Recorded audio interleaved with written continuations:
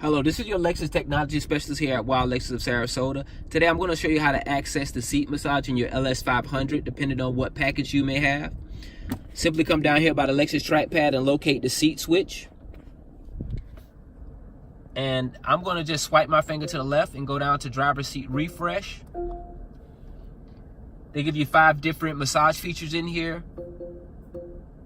Press down and select whichever one that you may desire. And if you want a more intense massage, you simply just go to the trackpad and swipe your fingers up. I'm going to zoom in and show you exactly what it's going to look like. As you can see, now I have a more intense deep tissue massage.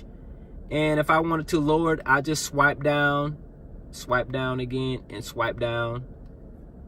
Now to turn off the massage seat, you're simply just going to press down on the Lexus trackpad and deselect it. Go over here to where it says stop, and that's how you will turn it off. If you find any of this information useful or helpful, please like or subscribe to this YouTube page. Thank you and have a wonderful day.